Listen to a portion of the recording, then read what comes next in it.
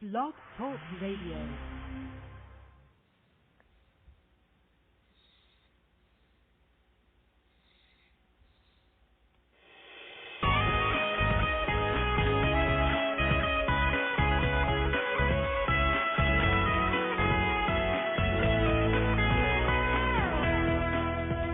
Hello, everyone. I'm Brian Carrington, and you are listening to Call Talk for Wednesday, September 15th, 2010.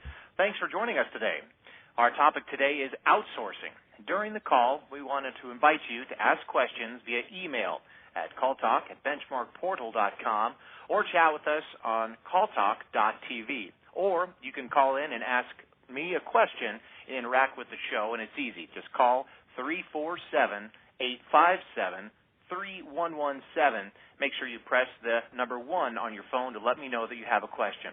Everyone who asks a question today, email or phone on the show, will receive a free copy of Bruce's book, Benchmarking at its Best.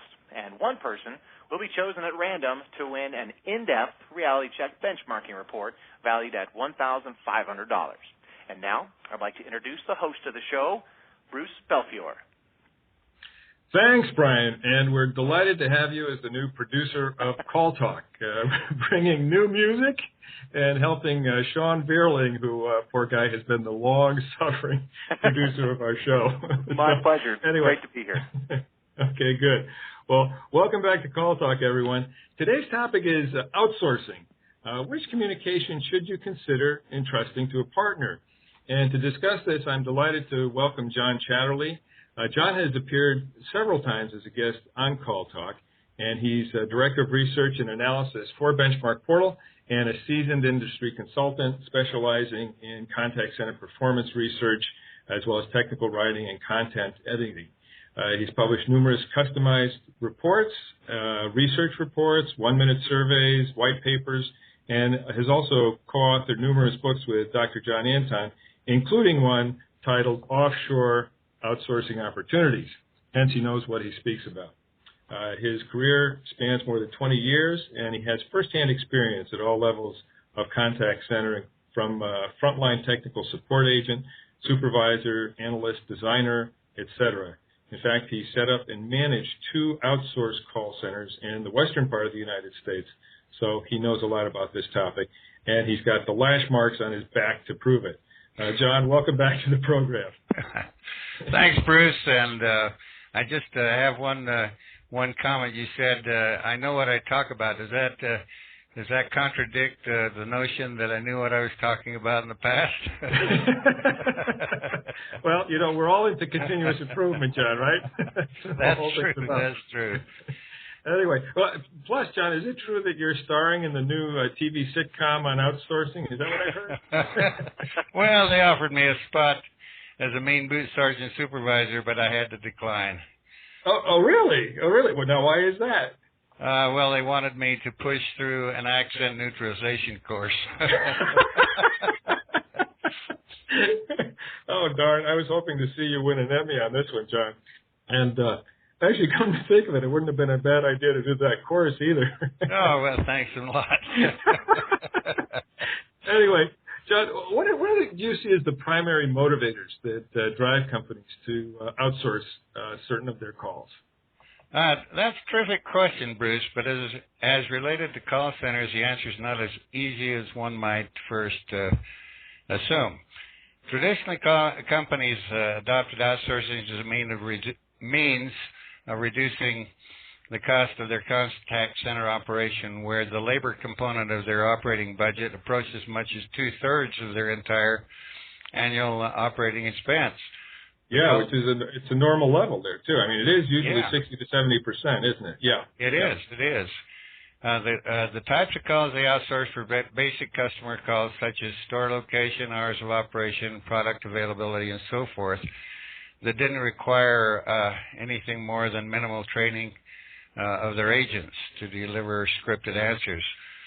However, over the past decade, outsourcing providers, which are also sometimes known as third-party providers, have shown an increasing ability to provide highly qualified, college-educated, professionally trained agents for duties such as complex customer interactions like technical support, account transactions, telemarketing, and so forth. And these providers, third-party providers, have developed a specialized competency for providing customer service for issues that reside outside the core competency of the companies that they work for. Yeah, actually, there's been kind of a pincer thing that's been going on here, because on the one hand, all those quote-unquote easy calls are ones that probably in any event should be pushed towards self-service. So there's been an increasing use of technology to take those up at a very low cost, even lower than you can outsource it for, either domestically or offshore. And on the other hand, there's been an upgrading of the skills of the outsourcers. True, very, very, very true. Yeah. And as a published author in the field, what have you found to be the attitudes of executives toward outsourcing customer service? Have they been changing over the years? What are people feeling today? We at the time Dr. John and I wrote and published the book on outsourcing, we found that there was a prevailing attitude by the majority of executives that indicated that they would never outsource customer service to a third-party provider, which was a reaction that was not unexpected. But what is surprising to us since is that nearly 40% of the executives surveyed in a recent survey indicated that outsourcing customer service made good sense to them because the decision makers believed that a third-party provider could complete the job function either more effectively, more efficiently, or hopefully both better than they could. Yeah. And the reason that they believe this is because third-party providers focus specifically and primarily on that aspect of business that they specialize in, and therefore they are an expert in providing the service. The outsourcer typically has worked with many customers with exact or similar needs and challenges, and thus has the advantage of repeated experience to gain valuable knowledge and to perform the task and the business function better than companies can do internally on their own. Yeah, so I mean, they sort of follows that the old adage, which is do what you do best and outsource the rest, right? Exactly. Because this is an outsourcer provider's core competency, they have established and developed the people, the tools, the processes, and the technology that they need to provide better service than the companies that have complex and multiple business functions, some of which are not the primary considered primary for the company. Right. Well, if we then move on, there's sort of the big backdrop to outsourcing. So if we move on to address the main focus of the discussion, which is which communications should the folks listening consider entrusting to a partner, what ones would you have them at least think about? Well, there are a plethora, if I can use that word, of different services. Thank you. We'll put it in the glossary next time around. Okay. Of different communications that you could that the company can consider, including customer service, technical support, collections, and on and on. I probably shouldn't take time to list them all, but to me, the first and most obvious type of communication that a company should consider for outsourcing is non-native language services, because of the growing diversity of our American culture. Mm-hmm. Yeah, no, I can see that, and we've actually talked about that on other shows. How people are handling foreign language calls, and how difficult it is really to have that capability in-house, and that there's really two ways to approach that. One is to outsource an interpretation service, in which case you're still using your agent on the call, but you're putting somebody in between you and the caller. And the other is just having trained agents in the other language who can actually service the customers in those languages. So there's even two possibilities there. So Yes, and I've been exposed to them through some of the engagements that I've had through BenchmarkPortal, where companies have come to us to ask for our assistance in helping them identify and select outsourcing partners. But to go back to your previous question, other areas that are ripe for outsourcing because of their non-core competency nature include new product releases or seasonal spikes, promotional campaigns, things like that. Right. Okay. So things that might be other kinds of competencies, collections, telemarketing, things that may not fall into your basic competence. Well, one of the things, too, that I feel, John, you can tell me what you think, but it's almost like when you're listening to the rhythm of your call center and you hear things that don't sound quite right, like when your car, has this little rattle, or it's like listening to your body when you're pushing it too hard. If you listen to your center and listen to your reports, it'll tell you when your center is out of whack and when maybe something needs to be repaired by somebody on the outside. It's one of those things that you can't do yourself. And I look at it on two dimensions. One is functional, and what functions does it make sense to look at for your center? What's your cost structure telling you when you do your benchmarking and you see that your cost per call is just way out of whack with your industry grouping? What do your workforce management reports tell you? And I happen to be in Minneapolis right now, where it's thundering and lightning, and hopefully it'll clear up. But downstairs in the hotel, Adam Sinkowski, who's been on our show twice, is teaching a fabulous new course on workforce management. And he has one graphic that shows the base level of calls that you can always handle efficiently yourself. And then he's got this part up top that's very spiky. I mean, it looks like a kid with spiky hair, which are the volumes you need to think about, and those are the ones that you can handle in various different ways. And one way could be to outsource those. Those are the things that I think of. Go ahead. I was just going to say, outsourcing companies are specialized in that kind of call type. That's really where they find their niche and develop their specializations. And the other thing that I think of too is that there's this functional dimension where you listen to your call center, you listen and look at your reports, all of them, from your ACD, from your WFM, that can tell you, hey, or your benchmarking report. If your benchmarking report comes back, you're in the lower left-hand corner and you are less effective, that is to say you have lower quality and higher costs than your industry overall. Well, that could be telling you something.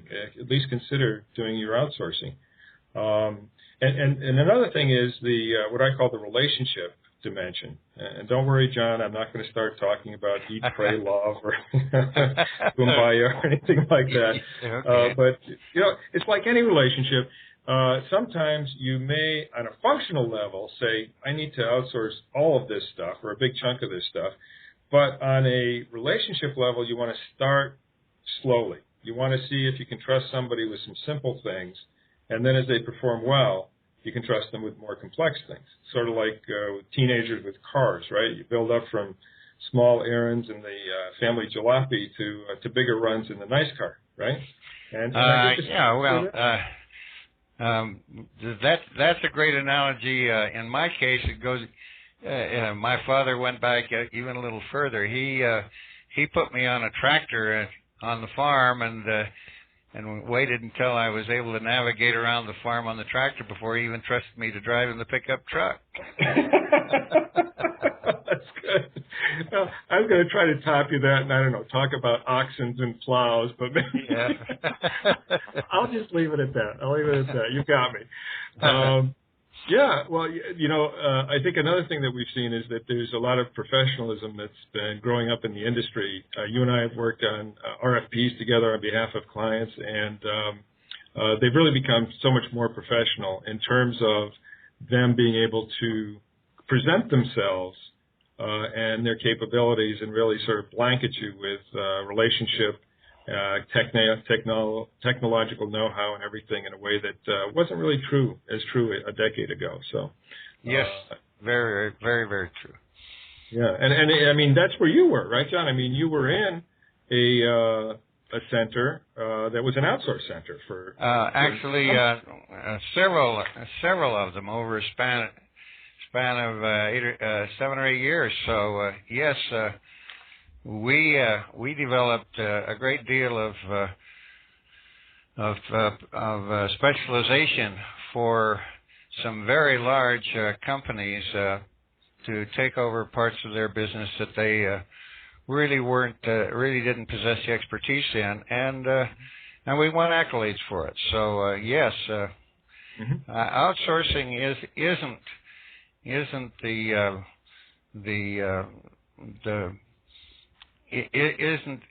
doesn't have the definition or the perception that it did 10, 15 years ago. Yeah.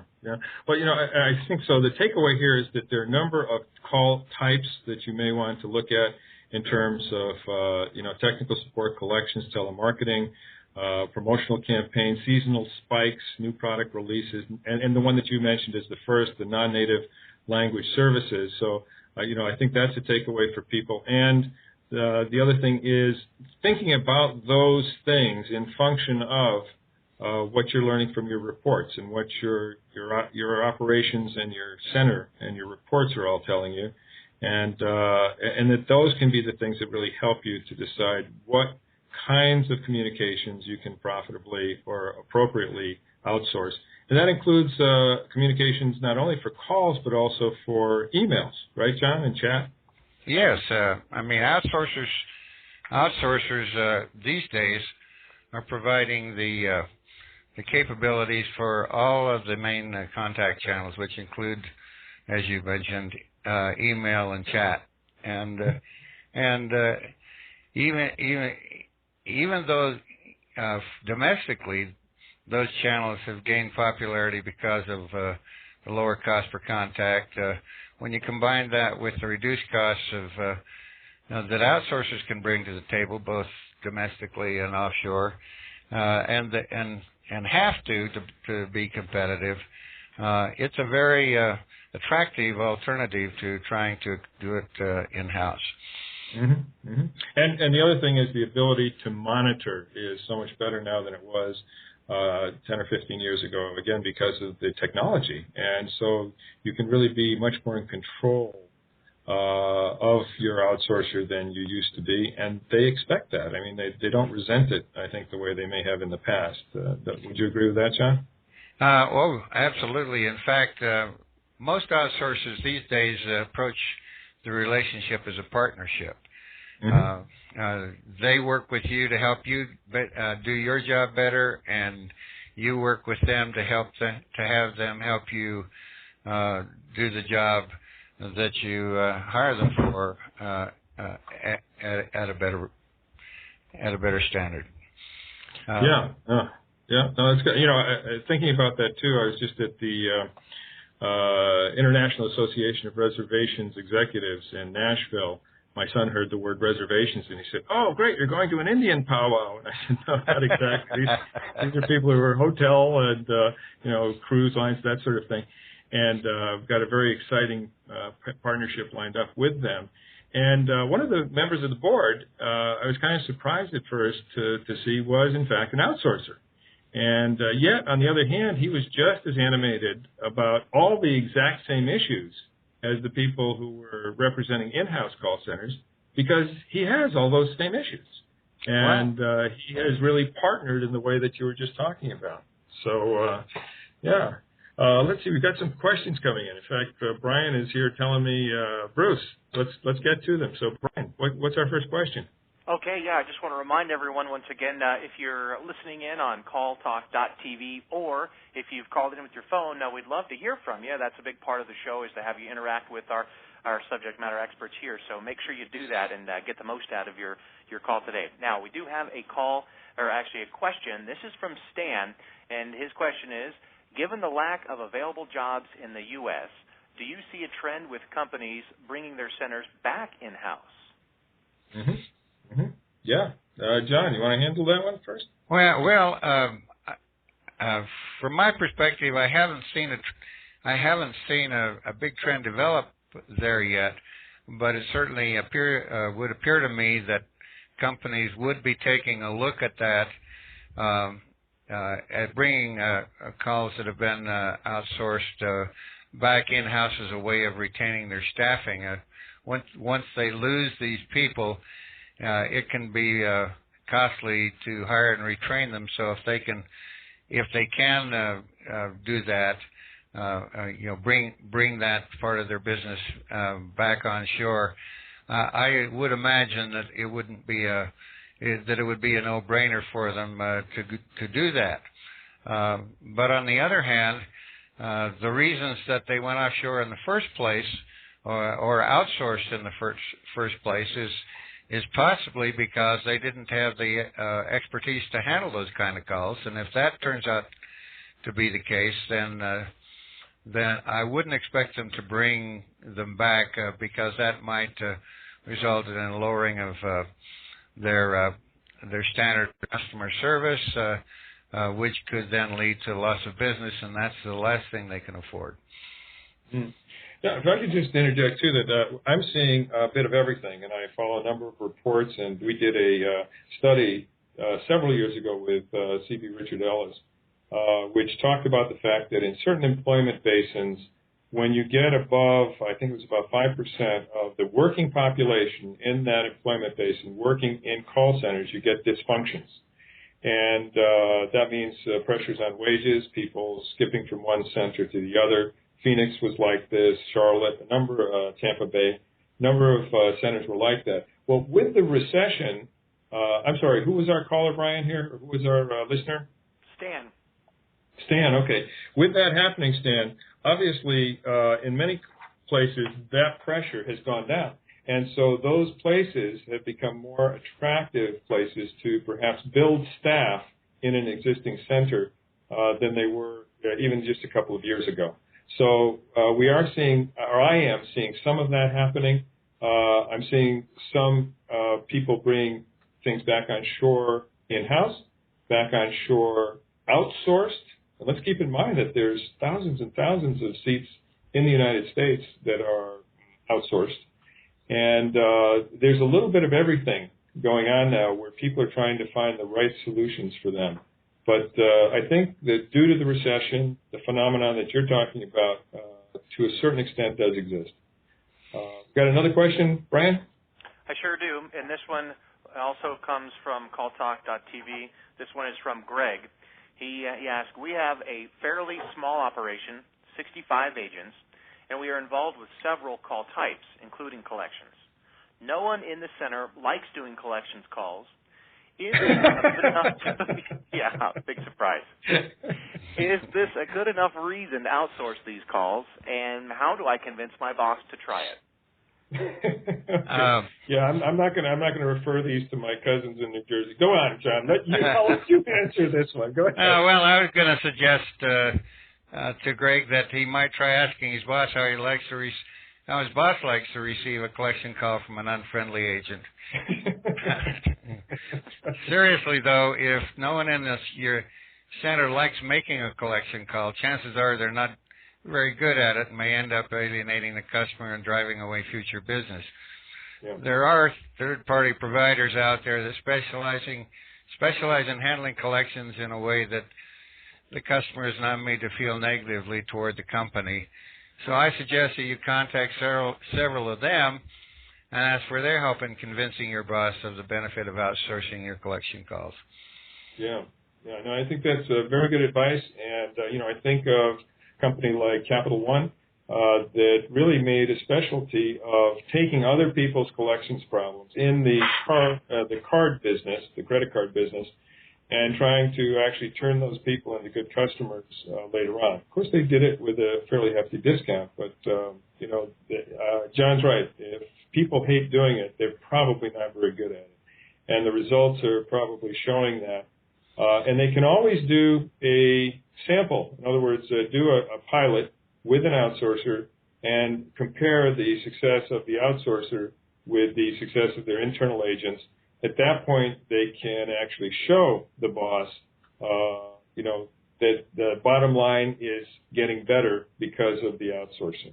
So, speaking of pilot operations, Bruce, I believe that I know because I've seen as well as had experience in doing pilot tests before as a way to lead into an outsourcing situation, because most outsourcers realize that they've got to prove the concept and prove the value if they're going to keep the business. So I would not be at all surprised to see an outsourcer offering right up front, let's do a pilot for you, let's show you what we can do, and then you can decide if you want to continue. So I think it's a great idea. Yeah. Oh, dipping the toes in. I agree with you, John. Okay. Brian, do you have another question for us? Yeah, looks like we have time to squeak another one in here. This call this question comes in from Monique, and she says, we have identified a queue of calls to outsource, about 600,000 calls per year. We are not required to do a full RFP, and we have little time or resources for a big process. What can you suggest? Well, Bruce, you want to take the lead on this, or you want me to pick it up? Sure. Well, let me just say a couple of words, and then I'll hand it over to you. And that is that I think with that kind of volume of calls, that an RFP process of even if it's a cut down RFP process, or it's one that you get help with, is one that's definitely worth doing, because we've helped with a good number of these processes. They're extremely educational. You are really hooking up with somebody who is your partner, and you don't want to get married without dating and without knowing the field, who else is out there. Really, you want to dance on the dance floor with a few people before you decide who it is you're going to walk down the aisle with. So, once, and it also is a process that forces you to fully define your own goals so that they're well understood. And, with a few good proposals in hand, your management team can quickly identify a vendor that seems really best suited for your needs. So I would not skip that process. There are ways, and we've done it, to abbreviate the process, but to get most of the benefit of it. John, over to you. I completely agree with you, Bruce. Having an RFP, even if it's a cut down or simplified one, will help, because it'll force you to define the goals that you want to achieve. But also, I think it's important to arrange an interview with several of the clients of a prospective outsourcer to learn how well they've been served, and to keep in mind the fact that you can contract for a fixed price, a fixed service level agreement. Within internal employees, you pay regardless of the service they provide. But with a customer service provider, you can more easily ensure the performance up front. Mm-hmm. Yeah, those are important things. And, I have seen situations with outsourcers that have gone beautifully, and situations with outsourcers that have really been tragic. And in all the tragic cases, it could have been avoided had the proper due diligence been done up front. So we're big believers in that, sort of lining up your ducks, doing your analysis first.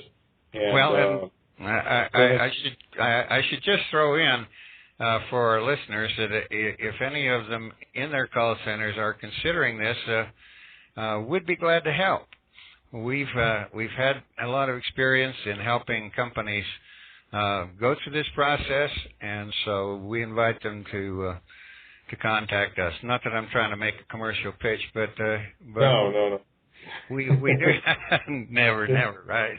This is a vendor-free zone here. But no, I think the thing is, it oftentimes brings in angst that goes beyond the norm in a call center, because you know that when you're going through the process, you're going to have to interact with your technical people, with your finance people, with your contracting people, with your operations people, workforce management people. It's so oftentimes it's too much of a burden, really, for the day-to-day call center management to handle on their own. So, that's something to think about. And the other thing that we have seen, too, is that people have sometimes wanted to see whether their outsourcer is or could be certified. And that's something also you may want to think about. There's some certification programs out there, including our own, which can give you a higher degree of comfort, and your senior management that you're trying to convince, right? A higher degree of comfort that, in fact, these people are quality and they know what they're doing, and they're going to handle your calls with the same kind of care and attention that you would handle your own. Yep, and just to get out of the commercialization, we're not the only ones that can provide that service. There are some excellent consultants out there that are in the position to work with a center and help them go through the outsourcing selection process. Right. Absolutely. Yeah. Good. Well, we've come to the bottom of the hour, and Brian, John, I want to thank you very much for your insights. As always, it's always a delight to be on with you, and thank our listeners for being on. And Brian, it's been a thorough pleasure. Thank you, Bruce. Okay. Well, yeah. Great. Once again, thanks, Bruce, and also John. Once again, thank you for joining us on today's show, and want to thank all the listeners that have joined us today. And I want to remind you to join us September 29th for the next call talk titled "Stop Butchering Your Incentive Plans, Get the Science Behind the Results." No holds barred conversation with employee motivation guru Dr. Brooks Mitchell.